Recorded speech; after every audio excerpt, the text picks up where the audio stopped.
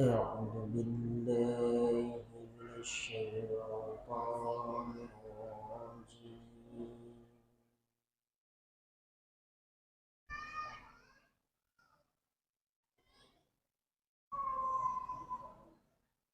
بسم الله الرحمن الرحيم.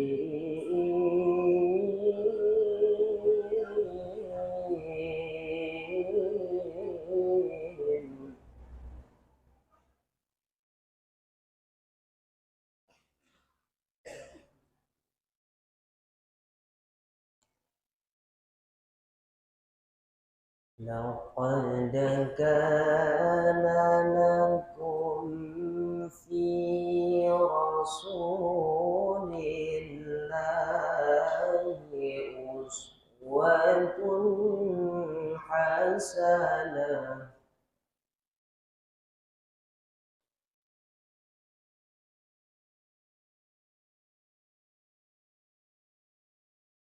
أسوة حسنة لمن كان يرجو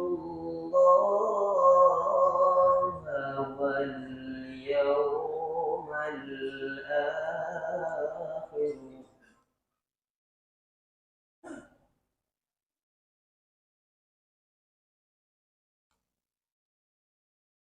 لمن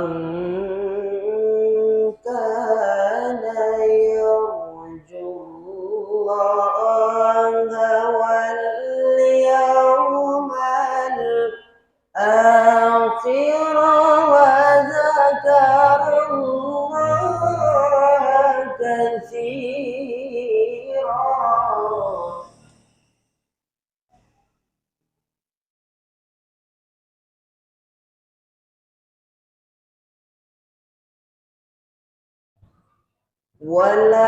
ولما رأى المؤمنون الأحزاب قالوا هذا ما وعدنا الله ورسوله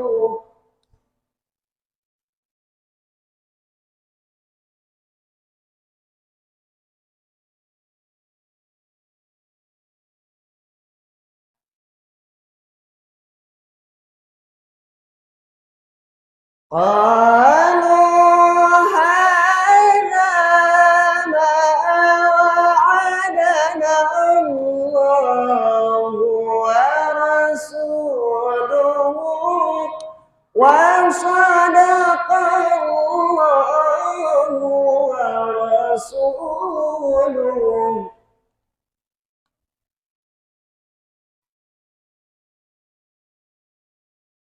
وما زادهم إلا إيمانا وتسليما.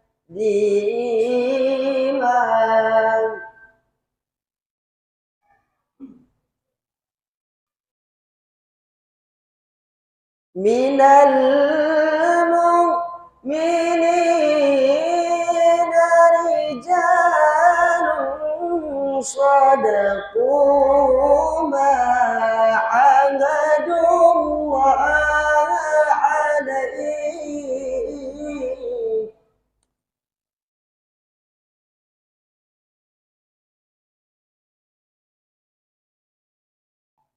فمنهم من قضى نحبه ومنهم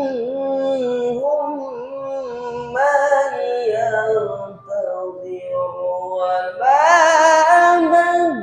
بدلوا تبديلا.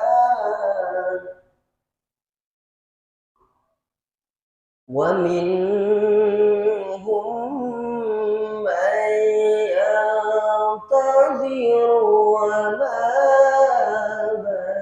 بدلوا تبديلا. صدق الله العظيم. صلاة الله على طه رسول الله. صلاة الله سلام الله على ياسين حبيب الله. صلاة الله سلام الله على طه رسول الله. صلاة الله سلام الله على ياسين حبيب الله. توسلنا بسم الله وبالهادي رسول الله وكل مجاهد لله بأهل البدر يا الله.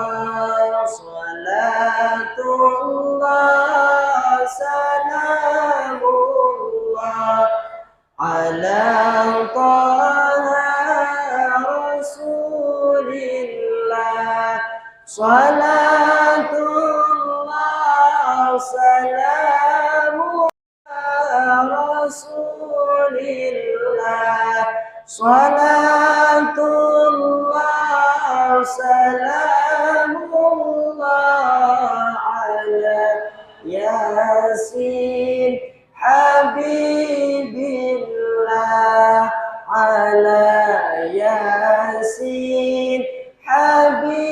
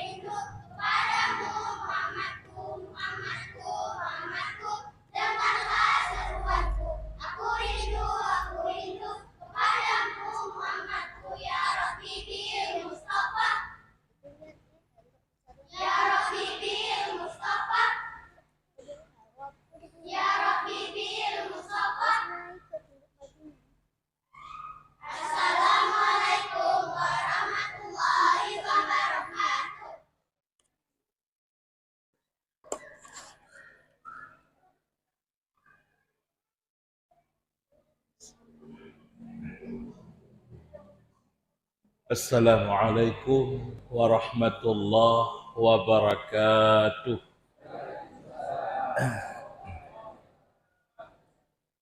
Alhamdulillah, alhamdulillahilladzi arsala rasulahu bil huda wa dinil haqq liyudhhirahu 'alad dini kullih walau karihal musyrikun. أشهد أن لا إله إلا الله وحده لا شريك له وأشهد أن سيدنا محمدا عبده ورسوله لا نبي بعده. اللهم صل وسلم على سيدنا ونبينا ومولانا محمد وعلى آله وصحبه وأتبعه أجمعين. فقال الله تعالى في القرآن الكريم: أعوذ بالله من الشيطان الرجيم وما محمد إلا رسول قد خلت من قبله الرسل أفإن مات أو قتل انقلبتم على أعقابكم ومن ينقلب على عقبيه فلن يضر الله شيئا وسيجزي الله الشاكرين. وقال النبي صلى الله عليه وسلم: إنما بعثت لأتمم مكارم الأخلاق. صدق الله العظيم وصدق رسوله النبي الكريم والحمد لله رب العالمين. اللهم رب اشرح لي صدري ويسر لي أمري واحلل عقدة من لساني يفقه قولي. اللهم اجعلنا من السعادة ولا تجعلنا من الشقاوة. Bapak Ibu hadirin wal hadirat yang Allah muliakan, yang terhormat Bapak Datuk Kampung Bukirata atau yang mewakilinya, yang terhormat Tok Imam Kampung, Imam Masjid dan Imam Dusun, kemudian yang terhormat kepada Bapak Ketua DKM Masjid Al-Muhyiddin, kemudian yang terhormat kepada Bapak Ketua Panitia Penyelenggara acara Maulid pada malam ini beserta seluruh anggotanya, kemudian yang terhormat kepada Ibu Nova Zahara selaku anggota DPRA Aceh yang telah hadir pada malam ini bersama rombongan. Kemudian yang terhormat kepada guru-guru kami, ustadz-ustadz kami yang telah hadir pada malam yang mulia ini. Kemudian yang terhormat kepada Bapak Babin Kamtibnas yang juga sudah hadir bersama kita pada malam ini. Dan teristimewanya kepada bapak-bapak dan ibu-ibu yang berkenan hadir pada acara memeriahkan lahirnya baginda Rasulullah sallallahu alaihi wasallam.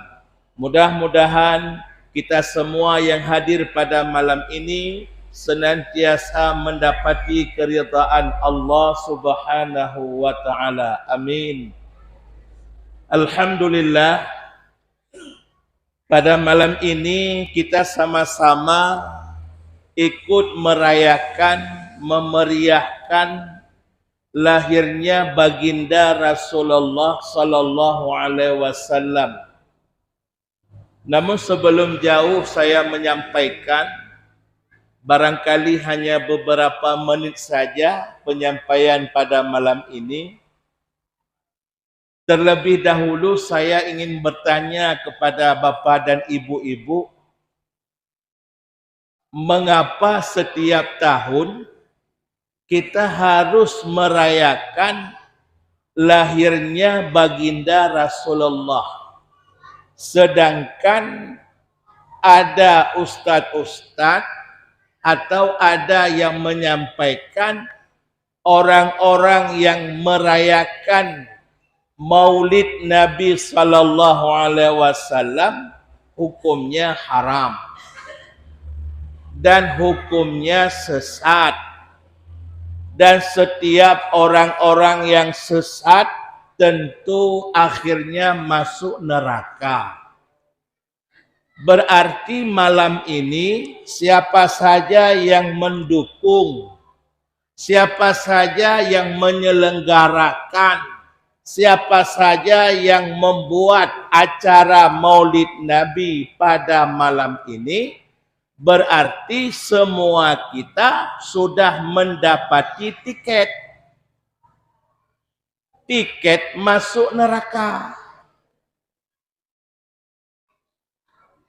Supaya pemahaman tersebut tertolak, supaya pemahaman tersebut tidak kita terima, maka harus ada alasan.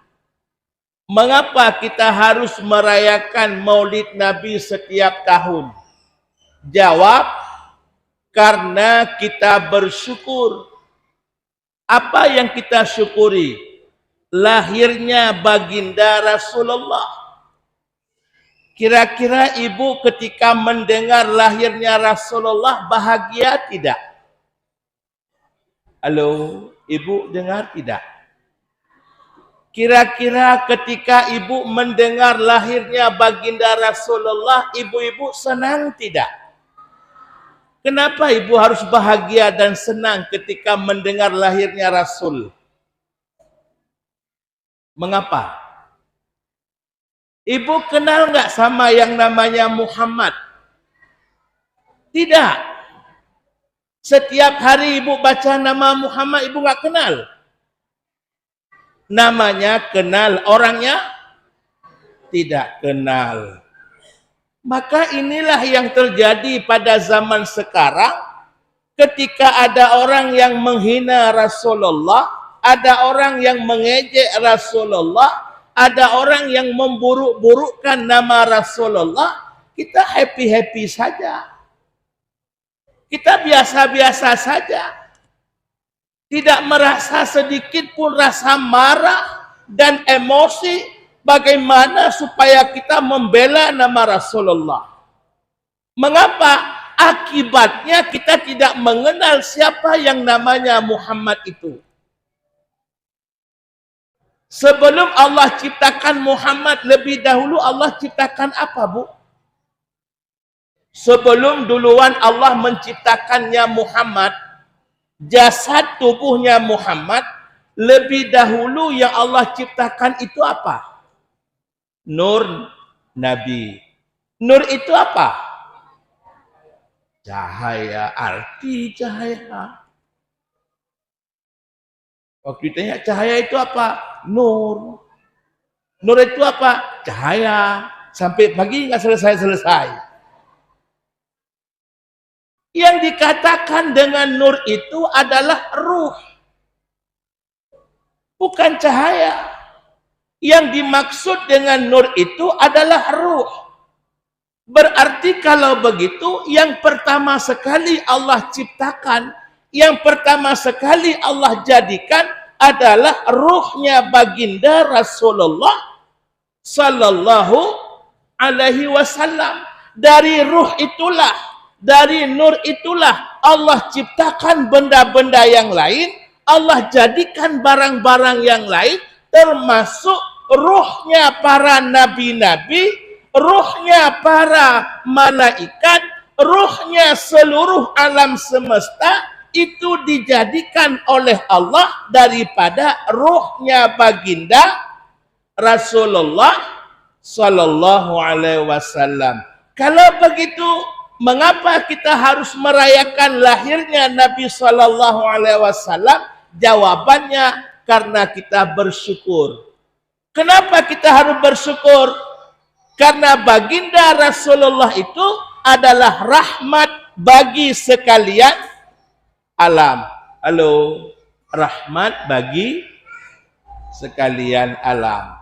Wa ma arsalnaka illa rahmatan lil alamin. Berarti tujuan Allah menjadikan Muhammad untuk apa? Maksud Allah membuat Muhammad untuk apa? Tidak ada lain kecuali hanya menjadi rahmat. Maka layak dan patut kita bersyukur atas lahirnya Nabi Muhammad dengan cara apa? Berkhanduri.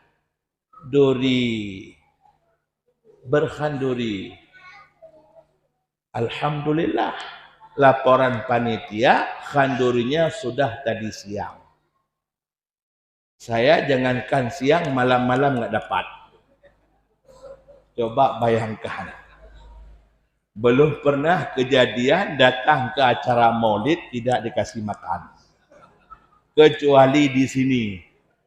Is the best, bagus, ya. Memang sudah saya khawatirkan tadi. Ini kayaknya di sini nggak dapat makan. Makanya tadi saya bilang sama Umi di rumah, siapin makanan saya. Kata Umi, biasa di maulid makan, kayaknya nggak dapat. Buatin saja. Benar kejadiannya. Kagak mungkin nanti jam 12 makan lagi.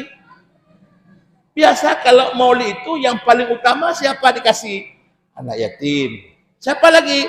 Fakir miskin. Siapa lagi? Ustaz. Ini yang ceramah nggak dapat. Dah. Karena saking senang dan bahagianya kita merayakan maulid Nabi, sehingga kita berkorban. Apa yang kita korbankan? Harta. Buktinya apa? Coba lihat ketika ada orang rasa senang dan bahagianya di saat lahir anak. Coba lihat ada atuk-atuk, nenek-nenek, andung-andung ketika dia melihat cucunya lahir. Apa yang mereka lakukan? Mereka membuat acara begitu besar-besaran. Kenapa? Karena bersyukur bahwa Allah telah memberikan kepada dia seorang anak yang sehat dan hidup, sehingga dia berkorban hartanya buat kenduri. Kenduri apa? Kenduri syukur nikmat. Kenapa dia berkenduri? Karena rasa senang lahir anak, rasa senang lahir cucu. Coba lihat ketika ada orang ngunduh nanpu, ketika ada orang membuat acara pesta perkawinan anak, kenapa harus buat kenduri besar-besar? Karena bersyukur anaknya telah laku. Tidak mati BK. Tidak mati BL. Telah laku, telah dikawinin. Karena rasa senang dan bahagianya anaknya tidak lagi sendirian, maka dia bersyukur, dia undang saudara-saudaranya, dia undang jiran tetangganya, dia undang kerabat-kerabatnya, dia undang semua kawan-kawannya dan satu kampung untuk menghadiri acara perkawinan anaknya, walau dia sanggup menyembelih 1 ekor lembu. Coba bayangkan. Walaupun tidak seberapa isi amplop dapat nanti. Lembu 15 juta, isi amplop, wah ibu. Wah ibu. Hai, memang sedekah nggak ada naik-naik. Tarif sedekah sampai akhir zaman tidak pernah naik. Tetap isi amplop, wah ibu. Ongkos bayar parkir di pajak, wah ibu. Ongkos bayar kencing berak di terminal, wah ibu. Jatuh ke dalam tong infak masjid, wah ibu. 2.000 minta surga kepada Allah. Nggak malu. Wah ibu, surga ada. Makanya karena saking senang, saking bahagia, Allah berikan balasan kepada Abu Lahab. Mengapa Abu Lahab pada setiap hari Senin bertepatan pada tanggal 12 Rabiul Awal, Abu Lahab diringankan siksaan kubur? Mengapa, Bu? Karena Abu Lahab gembira dan senang ketika mendengar berita daripada Suhaibah. Siapa Suhaibah? Budaknya Abu Lahab. Dia lari dari rumah Aminah menuju ke rumah Abu Lahab. Ibu tahu rumah Abu Lahab di mana? Halo, bukan mati gimana? Apa sudah mati? Rumah Abu Lahab tahu? Nanti kalau ke Mekah ibu nanti tengok di sana. Di mana rumah Abu Lahab? Ya, yang dibangun sekarang sudah jadi tempat pembuangan kotoran, kencing dan berak di situ. Sudah jadi toilet. Nah, karena di waktu itu Abu Lahab sedang duduk di rumah, larilah Suhaibah. Lari Suhaibah dari rumah Siti Aminah dengan sangat kencang memanggil Abu Lahab, Abu, Aminah telah melahirkan, keponakanmu telah lahir, kata budaknya Abu Lahab. Karena rasa bahagia dan senangnya Abu Lahab mendengar Muhammad telah lahir, walaupun dia tidak tahu pada akhirnya dia akan menjadi musuh, akan menjadi lawan, namun di waktu itu Abu Lahab merasa bahagia. Maka Abu Lahab berkata, karena kamu telah mengetahui Aminah telah melahirkan keponakanku, maka pada hari ini engkau kumerdekakan. Saking bahagianya Abu Lahab, saking senangnya Abu Lahab mendengar Aminah melahirkan keponakannya, maka di saat itu Abu Lahab memerdekakan seorang budak. Berapa harga budak? Bukan 5 juta. Bukan 10. Harga budak sampai 500 juta. Harga budak sampai puluhan juta. Harga seorang budak. Karena bahagianya tadi dia korbankan seorang budak dimerdekakan. Maka di saat Abu Lahab mati, pada ketika itu dimimpikan pada seorang sahabat, dan sahabat bertanya, berdialog dengan Abu Lahab dalam mimpinya. Wahai Abu Lahab, apa yang kau rasakan selama engkau di dalam kubur? Apa jawaban Abu Lahab? Tidak pernah aku merasakan kesenangan dan kebahagiaan. Dan tidak pernah aku berhenti disiksa dan diazab di alam kubur. Hanya pada satu hari yang kurasakan ringannya siksaan kubur. Ringannya azab kubur. Kapan? Di saat pada tanggal 12 Rabiul Awal. Bertepatan pada hari Senin. Maka pada hari itulah aku merasa sedikit ringan. Sedikit tidak disiksa. Mengapa? Karena aku pernah merasa bahagia, merasa senang mendengar Nabi Muhammad telah lahir. Kira-kira ibu yang ada di dusun Mawar ini senang kagak lahirnya Rasul? Senang. Bahagia tidak? Bahagia. Ada sembahyang ibu 5 waktu? Ada. Ada buka-buka aurat? Ada juga. Sembahyang ada, buka aurat ada, nyuri uang suami ada. Maki-makiin anak ada. Ikut wirid ada. Semua ada. Itu kelompok ada. Ada sembahyang, ada wirid, ada zikir, ada salawat, ada buat maulid lagi. Ada buka aurat, ada juga. Ada ngumpat orang, ada juga. Ada nyuri uang suami, ada juga. Ada berantam juga. Semua ada. Maka itu bertanda kebahagiaan kita belum normal. Kebahagiaan kita belum lengkap. Apabila yang tidak disukai oleh Rasul, yang tidak disuruh oleh Rasul, yang tidak dicintai oleh Rasul, masih kita kerjakan. Maka mudah-mudahan kita pada malam ini dengan kebahagiaan dan kesenangan kita merayakan Maulid Nabi sallallahu alaihi wasallam, insya-Allah dengan keikhlasan kita korbankan tenaga kita mulai siang tadi sampai berkeringatan, maka keringat itu akan menjadi saksi pada hari kiamat.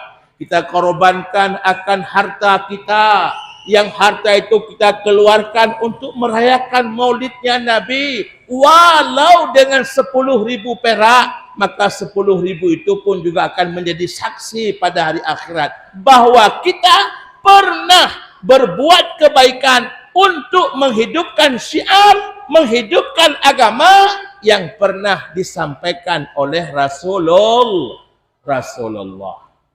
Bapak Ibu hadirin yang dimuliakan Allah. Sebelum lahirnya Rasulullah, pada masa itu kekosongan para nabi. Tidak ada syariat pada saat itu. Tidak ada hukum pada ketika itu.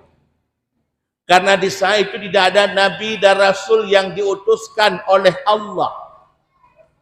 Sebelum lahirnya Nabi Muhammad, tidak ada syariat dan hukum Islam, yang pada saat itu belum ada nabi-nabi dan rasul-rasul yang diutuskan oleh Allah.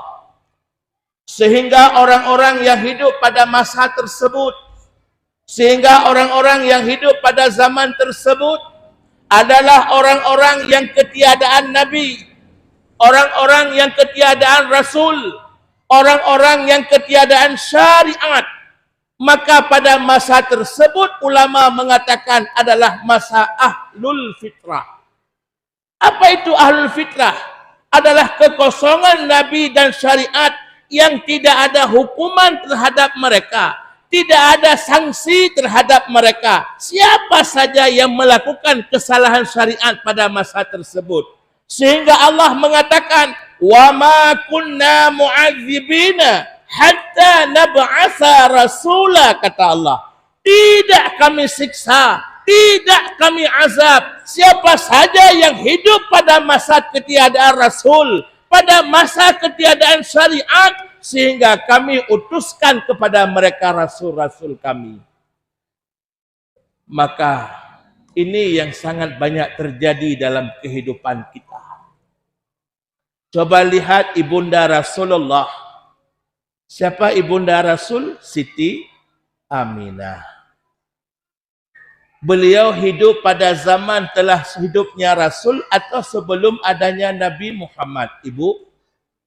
Sebelum adanya Nabi Muhammad. Kemudian wafatnya ibunda Rasulullah.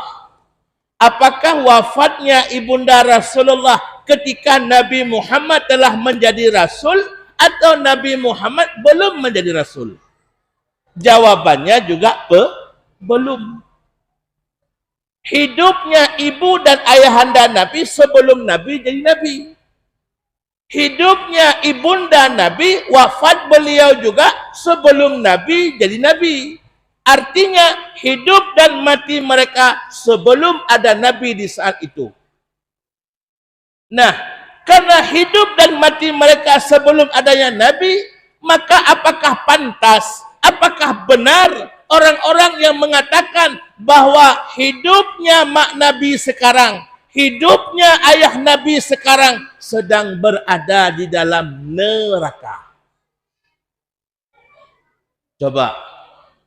Dan paham-paham seperti itu sudah masuk ke setiap pelosok kampung.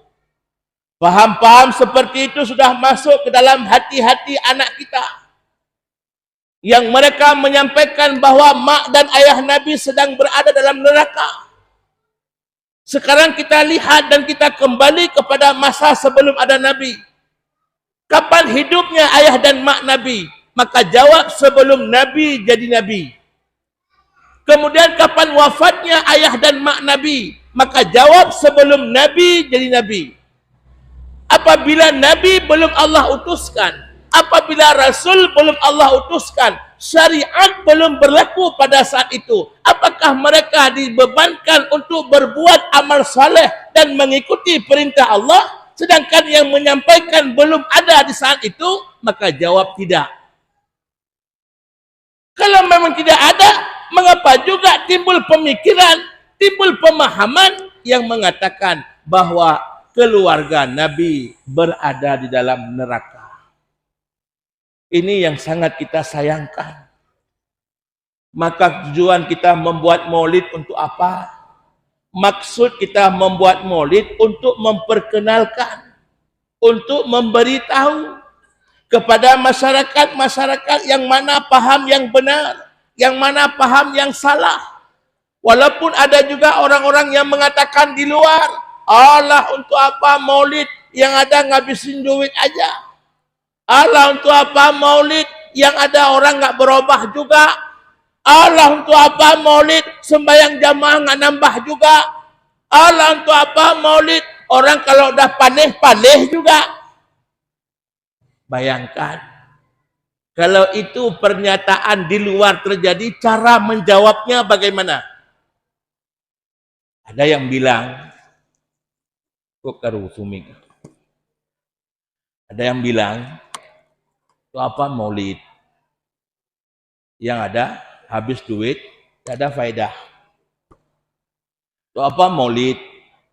Yang ada orang nggak berubah juga. Buat apa acara maulid? Sembahyang jamaah nggak nambah juga orangnya. Itu apa maulid? Jamaah pengajian tetap segitu juga orangnya. Lebih bagus jangan buat maulid. Benar. Halo Bu, benar. Benar. Dia ngomong mamanyet, Pak Ud. Orang-orang yang ngomong seperti itu, buat apa membuat maulid yang ada rugi, tidak ada manfaat? Benar? Tidak. Mengapa tidak? Kita lihat sekarang, maulid yang kita adakan, dakwah yang kita adakan, orang tidak berubah juga. Orang tidak bertambah jamaahnya juga, tidak bertambah jamaah majelis ilmunya juga. Bagaimanakah kehidupan? Bagaimanakah kejadian seandainya maulid tidak dibuat lagi? Coba pikirkan. Pengajian tidak ada lagi, dakwah tidak ada lagi, penyampaian nasihat tidak ada lagi, ceramah-ceramah dihilangkan semua. Apa yang bakal terjadi? Maulid yang kita buat saja kagak berubah manusia. Maulid yang kita buat saja manusia tetap seperti binatang. Bagaimanakah kalau seandainya maulid ditiadakan? Barangkali lebih ngeri lagi daripada yang sudah ada. Maka inilah tujuan kita buat untuk apa? Menolak pemahaman dan pemikiran yang sesat sehingga melarang manusia jangan membuat dakwah dan ceramah lagi. Maka inilah yang kita sayangkan dalam kehidupan kita.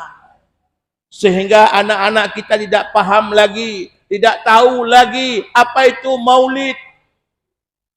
Padahal momentum maulid itu sangat bermanfaat untuk mengenang dan membuka kembali bagaimana perjalanan Rasulullah pada hidup masa beliau, bagaimana pengorbanan beliau, bagaimana yang beliau rasakan di saat beliau menyampaikan agama kepada manusia pada waktu itu, di saat beliau menyampaikan syariat pada masyarakat pada waktu itu. Apa yang beliau rasakan? Bukan seperti saya pada malam ini. Saya datang sudah disambut, kemudian disediakan tempat, kemudian dikasih aqua gelas. Sesudah itu saya disuruh duduk kemari. Istimewa. Tapi bayangkan di masa Rasulullah, beliau datang belum tentu diterima. Bukan hanya mereka mau mendengar, tapi mereka menyediakan batu yang besar-besar untuk melempar Muhammad.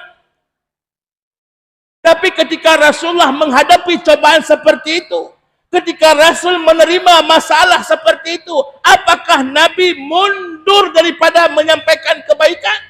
Apakah Nabi attract daripada menyampaikan dakwah? Jawab tidak.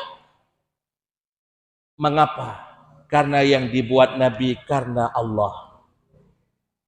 Karena itu perintah Allah, maka Nabi lakukan. Maka bagaimanakah dengan kita sekarang? Kita diangkat sebagai pemimpin kampung. Tiba-tiba ada masalah sikit, cengeng. Tiba-tiba ada masalah sikit, alah saya nggak sanggup lagi lah.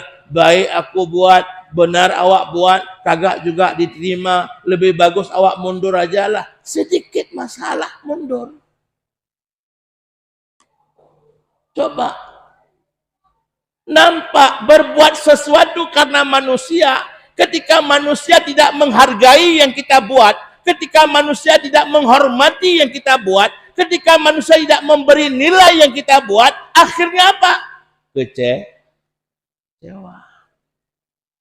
Maka pada saat kita buat sesuatu, misalnya contoh, ada ketua di kampung ini, ketua A, ketua B, ketuanya nggak dihargai sama bawahan.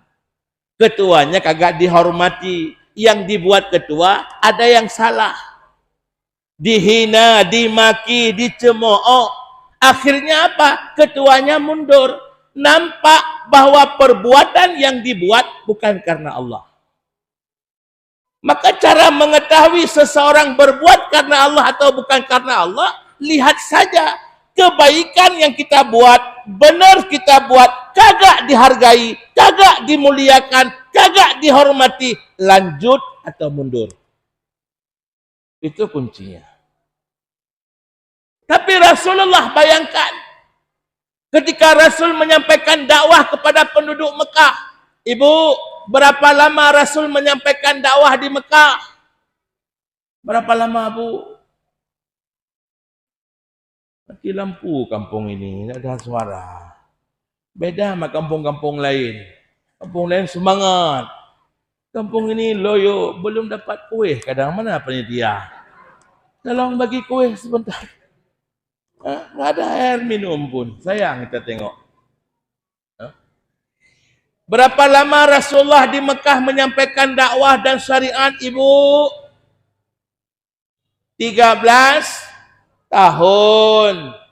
Rasul menyampaikan dakwah dan syariat di negeri Mekah selama 13 tahun.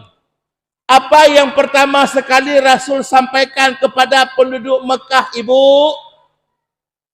Yang pertama sekali Rasul sampaikan adalah mengenalkan Tuhan kepada mereka.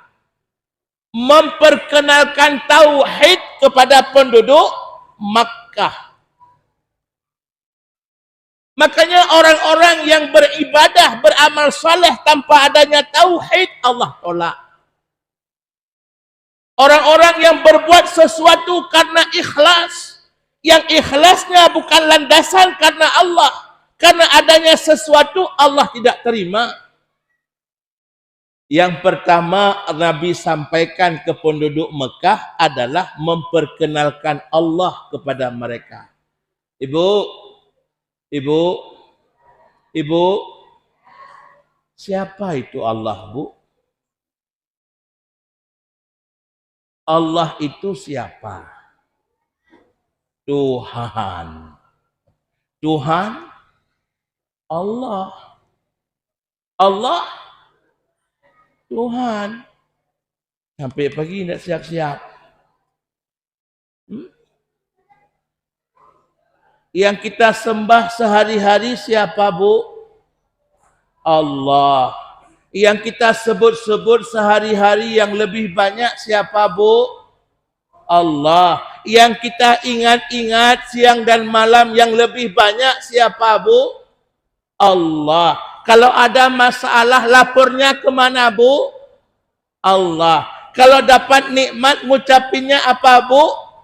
Nama Allah. Sekarang saya tanya, Allah itu siapa?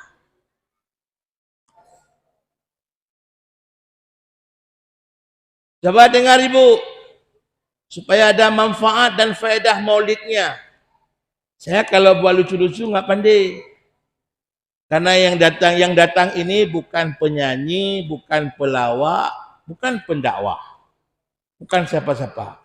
Yang duduk di depan Ibu ini cuman seorang guru ngaji Guru ngaji yang ngajarin anak-anak umur 5 tahun sampai anak-anak umur 60 tahun. Anak-anak umur 5 tahun sampai 60. Kalau masih sanggup pergi, saya ajarin. Kalau sudah nggak sanggup lagi, yang baru game over. Bukan pendakwah saya. Bukan penyanyi, bukan pelawak. Cuman guru ngaji yang ngajarin Iqra. Anak-anak yang umur 5 tahun saya ngajarin Iqra, sampai umur 60 pun belajar Iqra. 60 belajar Iqra. Coba bayangkan kalau kita suruh sebut, coba ibu sebutin huruf sin. Terbang air liurnya. Karena tidak ada lagi benteng yang di depan pada habis. Maka yang diperkenalkan oleh Rasulullah kepada penduduk Mekah yang pertama sekali adalah mengenal Allah. Kuih boleh bagi tapi jangan ribut. Kuih boleh makan tapi jangan bersuara. Mulut jangan terbuka. Telinga kemari. Ini waktu sebentar, cuman enggak lama. Ya. Siapa itu Allah yang diperkenalkan oleh Rasulullah kepada penduduk Mekah? Berapa lama Rasul di Mekah? 13 tahun. Bayangkan, yang beliau dapatkan bukan kebahagiaan, yang beliau dapatkan bukan kesenangan, tapi yang beliau dapatkan adalah masalah dalam menyampaikan dakwah, cacian, hinaan, malah rencana ingin dibunuh. Coba bayangkan, kalau seandainya kita terjadi pada hari ini, pulang-pulang kagak dapat amplop, gimana besok? Mau pergi lagi enggak? Belum tentu. Ataupun amplopnya dapat, isinya enggak seberapa, begitu lihat, alah 2 jam ceramah, sekian. Semangat enggak? Belum tentu. Atau begitu pulang amplopnya dapat, sedekahnya dapat, selapnya hilang. Mau enggak panitia yang gantiin? Kagak. Mau enggak pergi lagi besok? Belum tentu. Tapi Rasulullah menyampaikan dakwah tanpa dibayar. Rasulullah menyampaikan syariat tanpa harus diberi minum. Malah yang beliau dapatkan apa? Cacian dan makian, malah dilempar dengan batu. Coba bayangkan bagaimana pengorbanan Rasulullah. Coba renungkan bagaimana perjalanan beliau. Untuk siapa beliau berbuat? Untuk siapa beliau berkorban? Tidak ada lain, hanya untuk umat. Maka sayang di saat sekarang ini umat tidak lagi bersatu. Di saat ini umat Rasulullah sudah memperbuat Rasulullah malu. Umat Rasulullah telah membuat Rasul kecewa. Umat Rasulullah telah membuat Rasul itu sedih. Buktinya lihat. Ada lagikah yang mempedulikan kepada agama? Kejadian hari ini apa yang terjadi? Negara Islam sedang diperangi oleh Yahudi. Negara Islam sedang dibombardirkan oleh Yahudi. Bagaimana hati kita orang mukmin? Bagaimana hati kita orang Islam? Apakah biasa-biasa saja? Apakah diam-diam saja? Apakah cuma Allah itu urusan negara, bukan urusan saya. Yang penting pagi berangkat cari uang, sore pulang dapat beras liter, selesai masalah. Apakah begitu hati orang mukmin? Mengapa tidak ada kepedulian kita lagi kepada sesama muslim? Mengapa kita tidak open lagi kepada sesama orang beriman? Umat Islam telah ditipu. Umat Islam telah diganggu. Dengan apa mereka ditipu dan diganggu? Dengan segala permainan-permainan online. Dengan segala permainan-permainan game online. Coba pergi setiap kafe-kafe. Coba lihat di setiap warung-warung. Pemuda-pemuda Islam, orang-orang tua Islam, pemudi-pemudi Islam, ketika mereka duduk di kafe-kafe, mereka sedang ngapain? Tidak ada lain. Melainkan mereka hanya sibuk dengan permainan game chip. Tahu game chip? Game kakek botak. Kakek Cina. Di saat beruntung keluar kakek pegang tongkat sambil ketawa. Kek, kek, kek. Bayangkan.